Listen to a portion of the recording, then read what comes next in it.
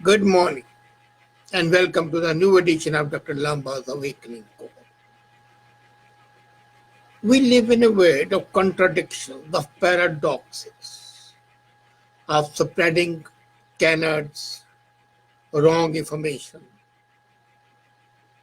and we come to believe whatever is dished out to us.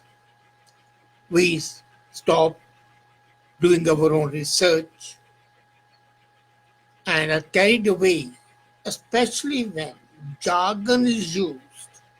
And the jargon is used to mislead, misinform, and exploit our emotions.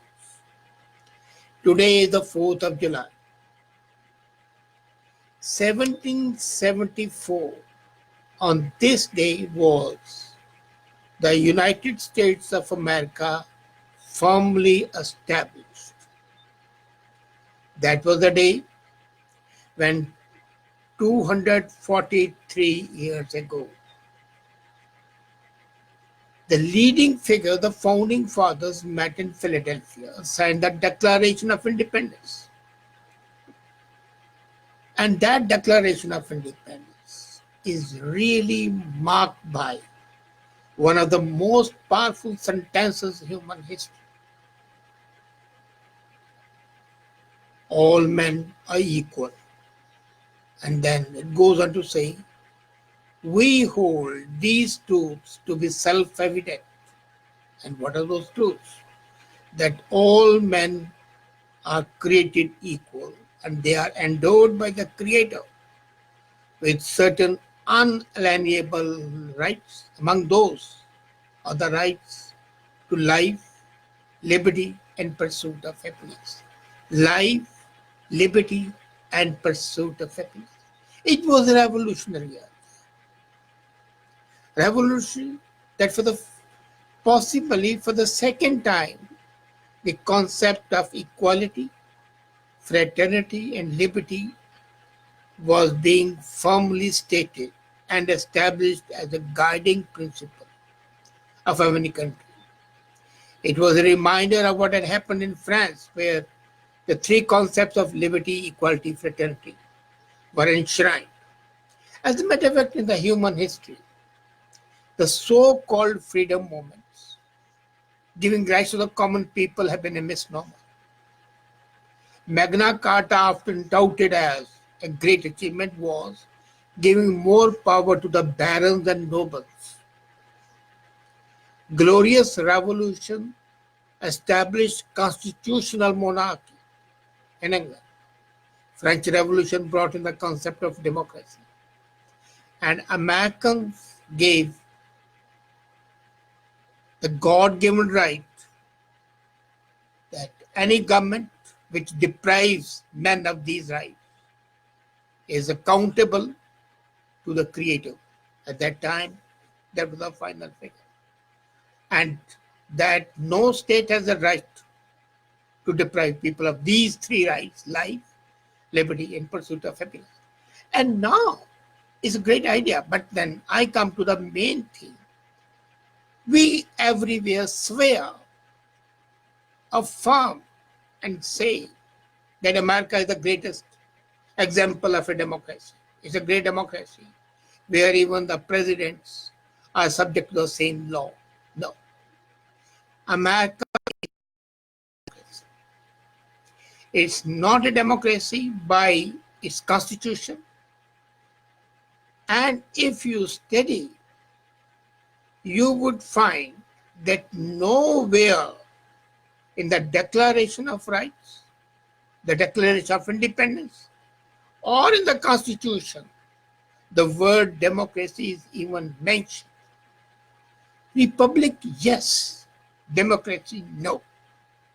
But this whole edifice of America being a democracy has been built to cheat, defraud people.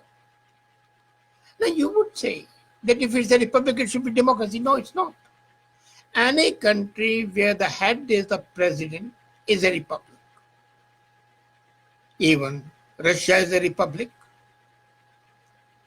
So it can be dictatorship. It can be president for life, almost like a king. And America is like that. The president is a king for 4 years.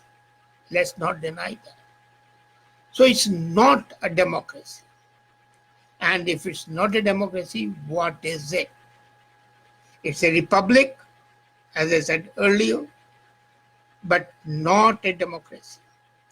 Now you would say that if it's the very concept of democracy is not an anathema, no, it is acceptable. But democracy per se is not a part of the American culture and American psyche. The very fact, the way the president is elected by the electoral college instead of the popular votes and majority rule is undemocratic. Imagine a few people in the electoral college can elect a president while the popular vote may be against the president. So this contention of the Democrats against Trump was right, that if the totality of the votes were to be counted, he would not be the president. But the electoral college, the majority of the people voted for him. But then deciding who will be the president by majority rule is not democracy. So the very concept of democracy is missing. But then the founding fathers, by whom all the American political scientists, political pundits, journalists, and the political leaders swear that as if they were the fountains of knowledge and information. Well, I give them that liberty to say so. And I agree that they were great people. But then if they were great, why not follow them? They were very clear that USA would be republic and not a democracy. The main thing was to replace George III with the elected president. That's all. In fact, if you study the Declaration of Independence, you study the Constitution, or any other document of that age, you will not find the word democracy anywhere. Anywhere. It is, excuse me, the word democracy is missing by its very significance. The significance is that those people were against democracy. I'll quote some of the leading founding fathers to show how contemptuous they were of democracy and to give them the privilege of saying that they were the founders of a democratic country is doing an injustice to them and their thoughts. James Madison in Federalist Paper number 10 says, I want to prevent rule of majority faction. Quote, measures are too often decided not according to the rules of justice and the rights of the minor party, but by the superior force of an interested and overbearing majority. So, democracy is overbearing, interested, and it is against the rule of justice and the rights of the other people who do not form that majority. John Adams in a letter says, remember, and I'm quoting, remember, democracy never lasts long. It soon wastes, exhausts, and murders itself. There never was a democracy yet that did not commit suicide. So he refers to the old Athens, where all democratic cities, nations succumbed. He calls it political hierarchy. The systematic, or rather systemic hierarchy, suicide by this concept of democracy. Another founding father, Edmund Randolph writes, quote, "There is tracing these evils in their origin. Every man had found it, and in the turbulence and follies of democracy. So it's evil in origin." And then, this was not only the politicians. Look at what the Chief Justice at that time, John Marshall, said.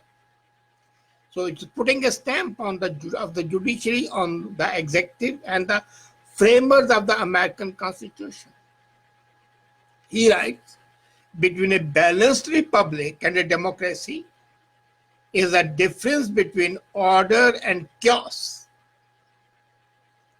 So if that is the order, if that is the difference between the order and chaos, why call it democracy when the founding fathers said no democracy, when the Constitution calls it republic, when the Declaration of Independence doesn't refer to it as democracy? As a matter of fact, the founding fathers had utmost contempt for democracy, and throughout our Constitution, they placed impediments to the tyranny. There are two houses of Congress, and they are one obstacle to the rule of the majority. 51 senators can block the wishes of 435 representatives, members of the House of Representatives, and 49 senators.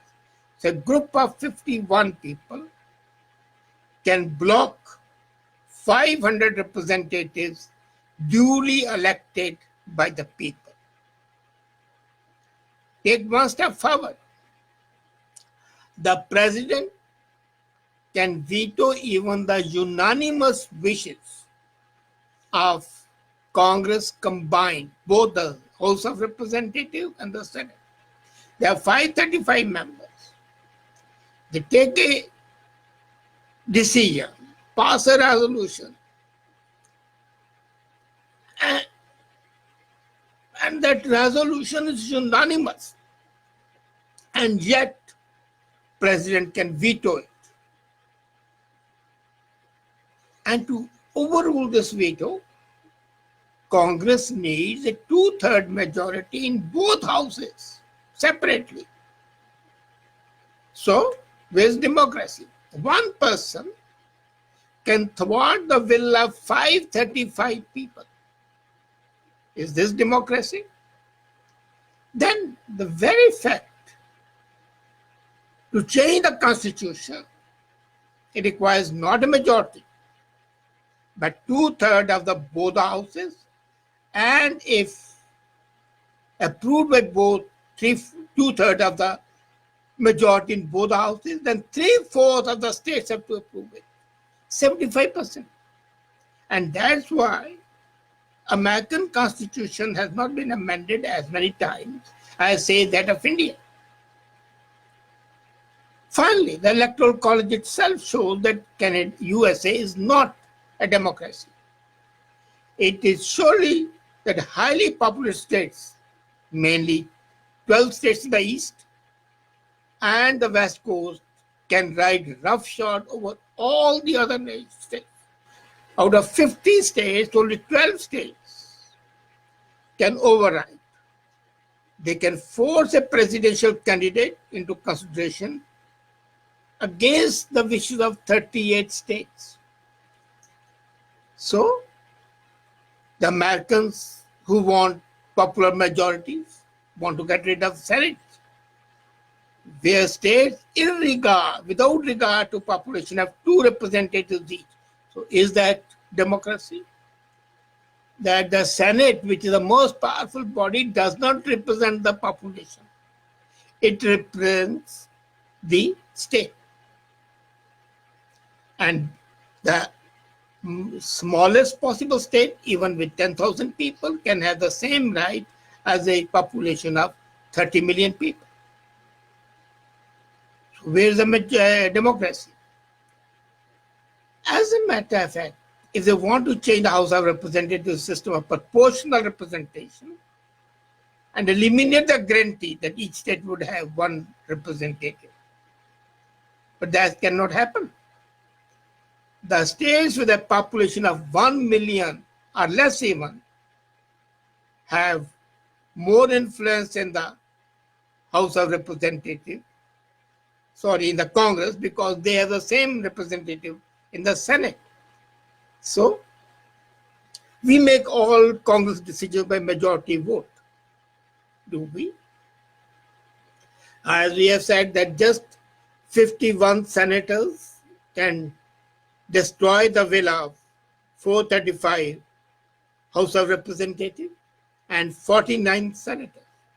My question, all these people who promote USA as the shining example of democracy, have they studied the Constitution and the Declaration of Independence? Do they know that democratic concept was an anathema, a hateful concept for the founding fathers, whom they revere? They swear by the founding fathers, Jefferson, Adams, Washington, and each one of them was against democracy, not against republic minded, because they thought that everything is fine as long as one X person is more powerful and he can command. He's a commander-in-chief as well. So they were just replacing the lifelong king with 4 years of elected president. So that for limited democracy, yes, maybe. But to call a country a democratic principle is fallacious, misleading, and it's a misnomer. Basically, it's a hoax on the people. USA was, is, and shall be a republic. It never was a democracy. It is not a democracy. And in the foreseeable future, it cannot be a democracy. Get rid of the inhibitions. Get rid of the complexes.